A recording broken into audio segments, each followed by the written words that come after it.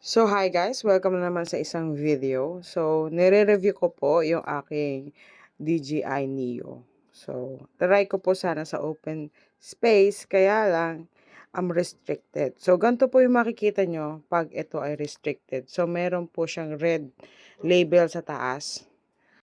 Diyan po makikita kung restricted zone yung inyong paliliparin. So, na-try ko naman po sa loob ng bahay, nagana naman po siya. So, hindi siya na na radar ng base. Kasi nga po, kami ay nalilibutan ng base.